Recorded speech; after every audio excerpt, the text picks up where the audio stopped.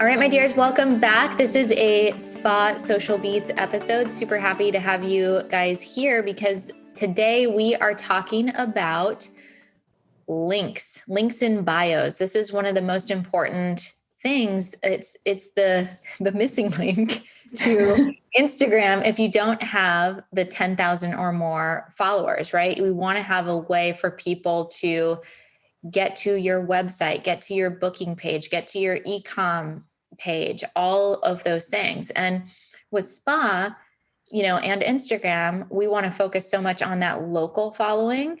And most spas do not have a local following of 10,000 or more. I would say 99% of them do not have a local following of 10,000 or more. And so these tools that you can use to share links in your bio are going to be incredibly important. Now, most of you know about Linktree, but there are a few other ones that we're going to add in there. So Danielle, do you want to just talk about Linktree and some of the other ones and what are the pros and cons to how we're using those for business? For sure. So Linktree, like you mentioned, is kind of the most popular one, I think, because that was like the first tool for what I call link housing, which is essentially you can pop a bunch of links into this mini auto-generated web page that then gets its own single link that you then put in your bio. So that's how you kind of get that workaround of, oh, I don't have swipe ups, or, oh, I have to constantly be changing the link in my bio because I want to talk about my moisturizer one day. And then the next day I want to talk about my hydrofacial treatment or whatever it is. This can kind of help you put a few things, your most concentrated efforts, but I will put a note of not putting too many links, but I'll talk about that in a second.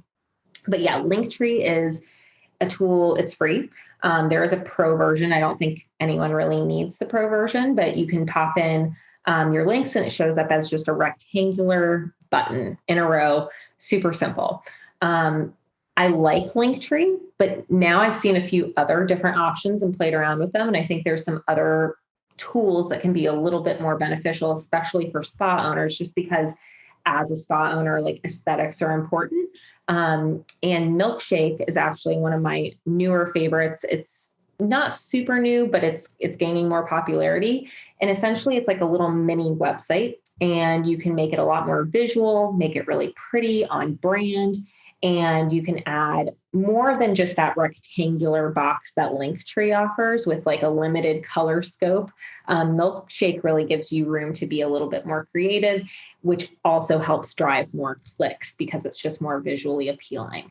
And then finally, there's a tool called Shorby, similar to Milkshake in that it's more visually pleasing.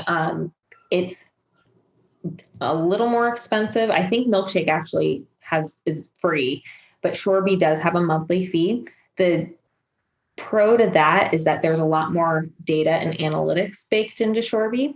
So I would say if you're the spa owner that is at the point of really ramping up your digital marketing efforts with maybe paid traffic, you have a funnel set up, something like that, Shorby is a really great tool for just getting more deep insights and analytics around who's hitting the link in your bio and where they're going off of that. So that's kind of where that tool falls in the lineup. But definitely Milkshake's a great free option. And so is Linktree if you're just wanting to keep it super, super simple. Now, what's your thoughts on if you are someone that's building funnels and you have a software like ConvertKit, or you have a software like Kajabi or MailChimp, or somewhere that you can actually create your own landing pages? Would you ever use just your own landing page to create your own links rather than using a software like this? Or is there a benefit to using a specific link software? So you actually just jogged my memory. ConvertKit just came out with their own feature of a link housing tool on ConvertKit. I think they saw that there was a need for that direct opt-in interface, right on the link page. So thanks for bringing that up, because I just read about it last week and I've been meaning to look into it. But in that case, if you're using ConvertKit, I would highly recommend going and checking it out, because that means because they're an email software tool, you're going to be able to put an opt-in form right on your link in your bio. And that would be kind of the main benefit of driving someone to a landing page versus that link tree type of option, is because when you have that link housing page, someone still has to click again, right? So it's like you're creating these additional clicks that someone has to move through. And the more clicks that you add, the harder it is to get someone to take the action you want. So if you can minimize the number of clicks to just one, which is clicking the link in the bio, and then they just have to click submit on an opt-in form, that's like the ideal scenario.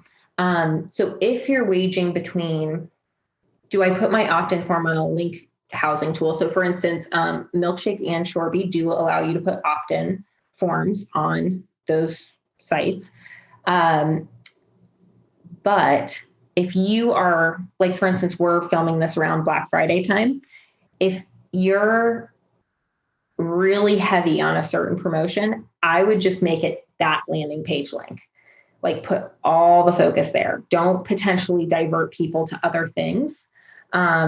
Keep it really focused on that main funnel that you're wanting to drive, if that's kind of like your primary intention. And then once you start diversifying again, like let's say you're past that promotion and you want to go back to, promoting your main lead funnel, your online booking link, and maybe your most recent blog post or something, then you can have your link housing tool. You can switch it up. I think that's totally okay. But if you can have an option for an opt-in, that's ideal.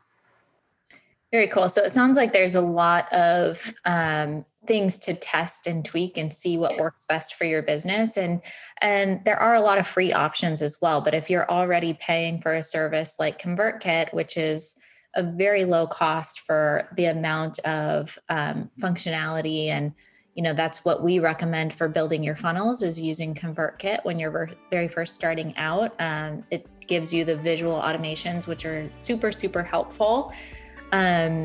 So yeah, testing that out and seeing what works best for your business. But without a doubt, you do want to have an option to have multiple links in that bio to drive traffic to the places that you're wanting. Most commonly, I would say your booking page, your e-com site. If you do have a blog or a podcast, that type of content for your listeners and your followers to consume. So very good. Well, I hope that this helped. We'll include links to these different tools below this video, so you can check those out and find out which one is best for you. And we would love for you to consider joining Post with Purpose if you like this type of content. We have a very special offer where we're doing $7 for 7 days to test out our social media membership just for spa owners, where we teach you how to create a month's worth of content in just a couple of hours. So we've got our core training in there, plus we've got live coaching calls and tons and tons and tons of training on what is going on right now in social media, because things change every single day. So we keep you in the know so you can help your social media work for you. So we'd love to have you in there. Take advantage of that $7 for 7 day trial, and we will catch you on the next episode.